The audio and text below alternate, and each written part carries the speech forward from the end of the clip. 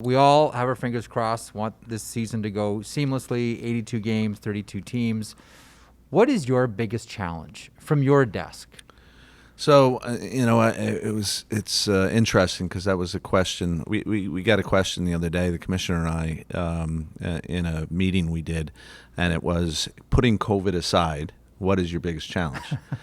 And Yeah. the funny thing about where we are is you can't put COVID aside, right? COVID defines everything we do, and everything we're going to do for the course of this year, unfortunately.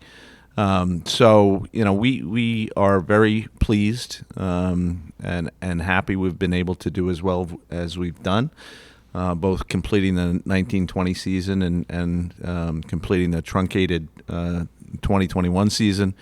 We're looking forward to more progress this year, and as you said, completing an 82-game season and a full Stanley Cup playoffs and getting back to a more normal calendar than we've had in the last 2 years. Those are all important objectives. We are pleased with the growth of the sport, growth of the league, and the league's fan base and revenues. We hope to get back on that cycle, right? So, the last 2 years have been strange years.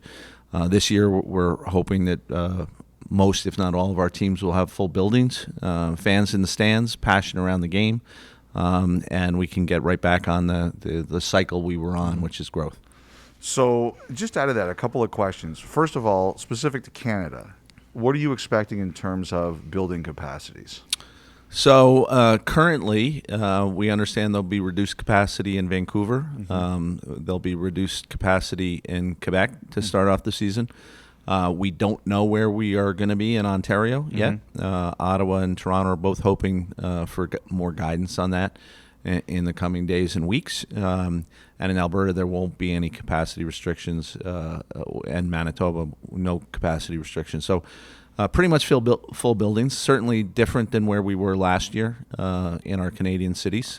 So hopefully, very soon we'll have full capacity in our 7 Canadian cities. The other thing I think people are curious about is, just the cap. You talked about the business impact of COVID.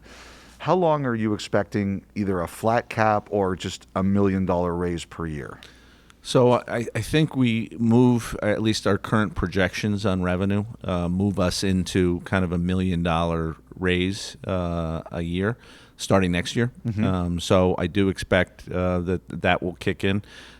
We do have flexibility under our formula and under our agreement with the Players Association to revisit that to the extent there's a need to revisit that, and perhaps make the increase greater. But certainly in the short term, we've been telling our clubs to kind of plan on $1 million increases to the cap. Okay.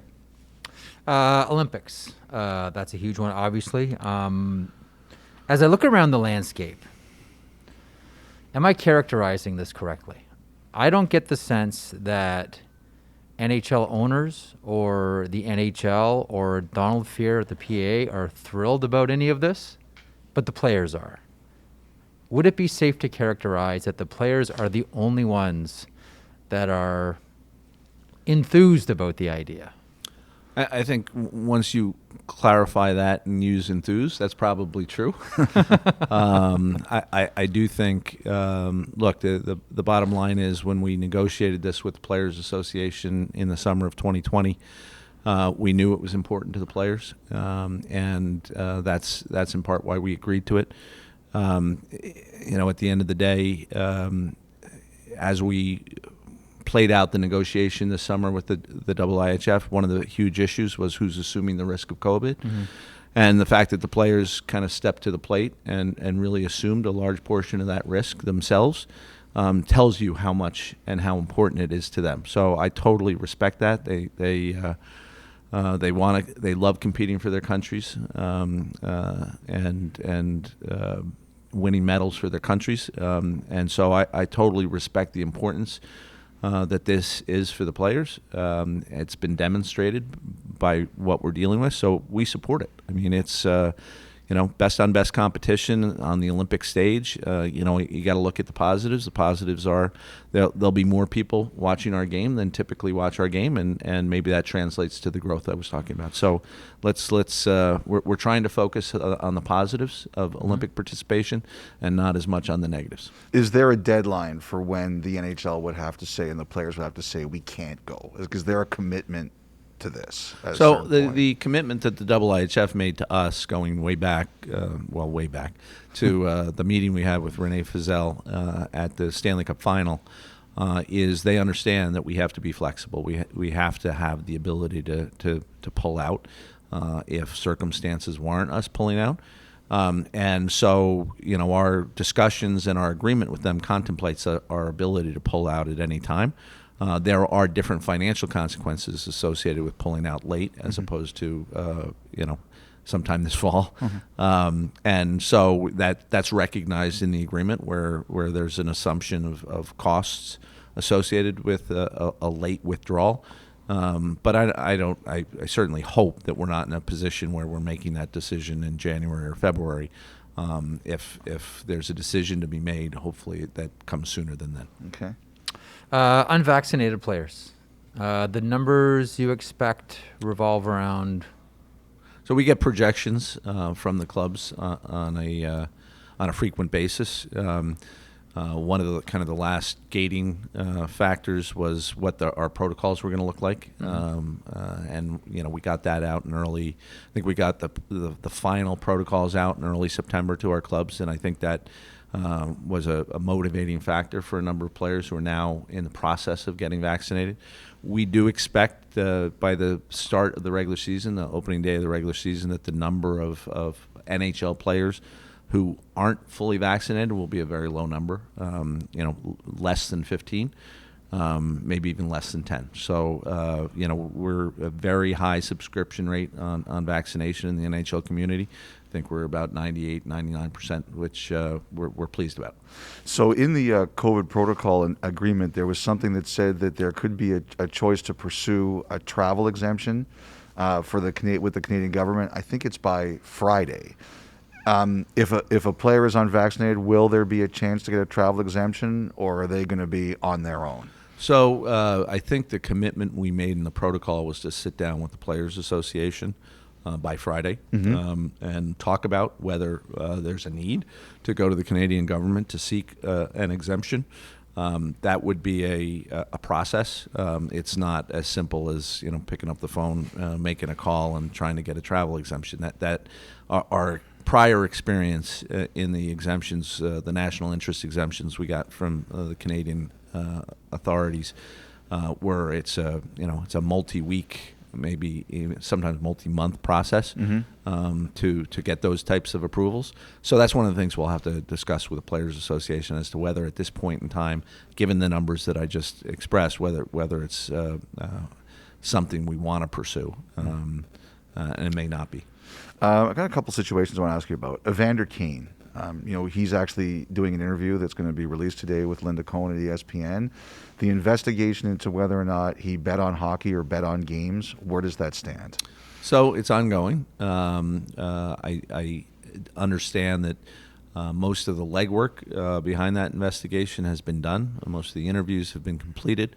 I do expect a report before the start of Veterans Training Camp, which I guess is the 22nd. So I do expect a report in the short term, and we'll make decisions based on what we see in that report. We're in Chicago. We've been awaiting clarity on the accusations and the lawsuits against the Blackhawks. Where does that stand? It's ongoing. We do get periodic reports from the Blackhawks with respect to the status of that investigation. I don't have a timeline for you as to when that will be completed, but it's ongoing. Okay. Coming off that question, this may seem a little bit frivolous, but whenever I ask anyone in the NHL, I kind of get a groan, and I understand it's been a headache and it's been a process. The pucks, the data-loaded pucks, puck tracking technology. Where's the NHL at with that now? So we rolled out the new pucks last year at the start of last year.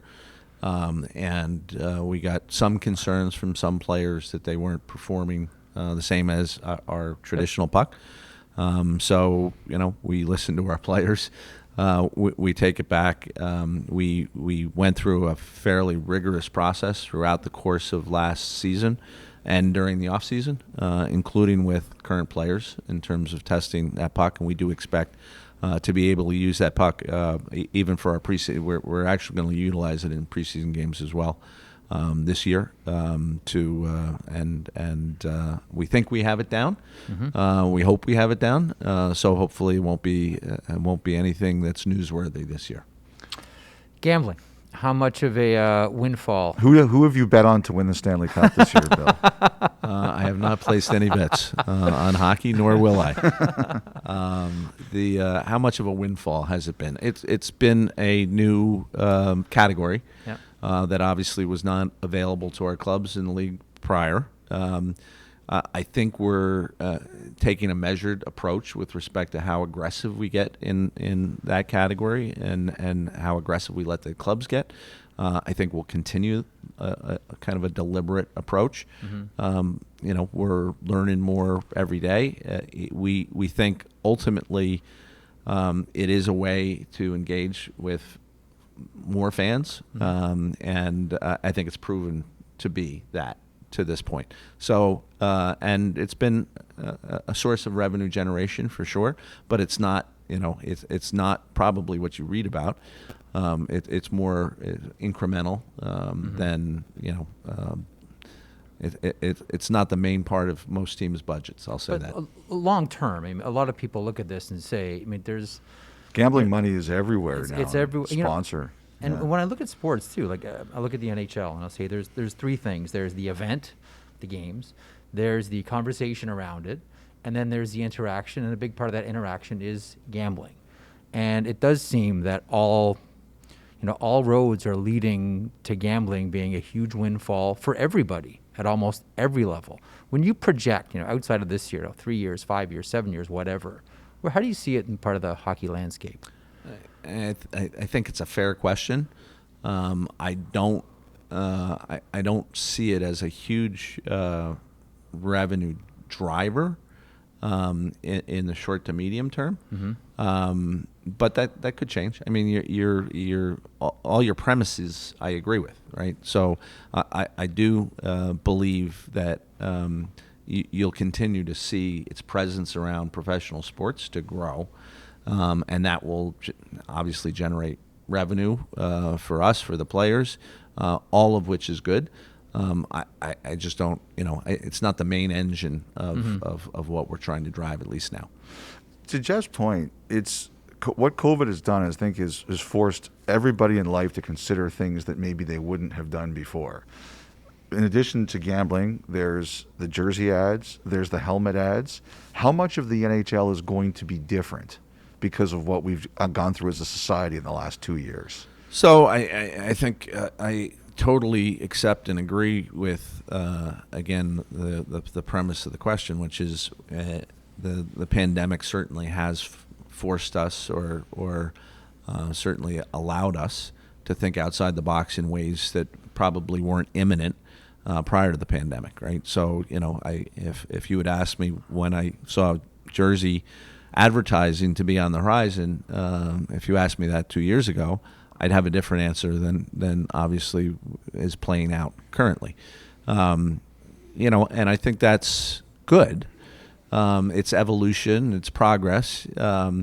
Whether it's going to be a distraction for our fans or for viewers, or whether we're going to look like European sports where they sell lots of advertising and perceived that way, time will tell. I think we can do it in a kind of a discreet way that preserves kind of the integrity of our uniforms, which continues to be important for us in our clubs. But it's a new area, it's a new revenue stream. The players have been supportive of it because it's beneficial for them as well. So it's kind of a brave new world, and I think the pandemic kind of pushed those envelopes kind of more than they would have been pushed in the absence of it. One of the biggest battles that the Commissioner League has fought over the years is just the health and safety of the Arizona Coyotes. They have an uncertain arena question again. In any way, are you preparing for the Coyotes to be playing anywhere else after this upcoming season? No, not at this point in time. We do think that ultimately there'll be a place to play in the Valley. They did unveil their plans for a new arena in Tempe with a new arena development around it. I know they're excited about that. That's obviously several years off before you can bring that to fruition. But everything we've seen from this ownership group and this team is they like where they're playing. They want to remain there, and they want to be successful long term. So that's what I expect to happen. Further to that, for hockey observers and it's quite a knee-jerk reaction, just send them to Quebec City. Hey, Houston's available. Can you explain why, from an NHL point of view, that market is important to you? Well, I think all of our markets are important to us, so I wouldn't elevate Arizona over any other market. I think the markets you establish in professional sports, in any professional sports league, you make a decision to go there for a reason, and you have confidence in that market on a long-term basis. And I would say the same thing for Arizona. When the Winnipeg Jets moved there in 1996, I guess, whenever it was, they moved there for a reason. They thought there was a future in Arizona for professional hockey. I think our experience there kind of demonstrates there's a future for professional hockey in Arizona. And I think we owe it to kind of the fans and followers of the Arizona Coyotes to make every effort to maintain the stability of the franchise there. Last one, Bill. I think everybody in the sport was burned out at the end of last year. It had been 23 months with no vacations. Is it that obvious? Basically for everybody. Us too, don't worry. Like players, people who worked in the game, executives, like up and down. Like, do you and the NHL and the people you know in the league, did everyone get recharged? Because there were people telling me they were really concerned about some of the burnout they saw in everyone in the league at the end of last season. Well, it's certainly a focus of ours in the league office. We observe the same things, and the commissioner made it a point to tell all of our employees to make sure they get adequate kind of time away this summer to the extent you can. Obviously we have full-time jobs, and sometimes it's tough to get away, but he knows kind of the mental health aspect of burnout and the importance of unplugging. And so, we told all of our employees that they should make it a priority this summer to try to get some downtime, to try to unplug a little bit, to try to get some family time, so that when we reach now and we're ready to start and ramp things up, that everybody had a little bit of mental rest, if not physical. So, it was a short summer. It was a quick turnaround, and that it's going to be another long season, particularly with the Olympics. But I feel more recharged now than I certainly did at the end of the Stanley Cup playoffs, for sure. So. It's part of what we're dealing with, and you make the best of it. This has been great. Bill, thanks as always for your time. Good luck this season. Thanks, Should be guys. a good one. Appreciate it. Thank you. Thank you.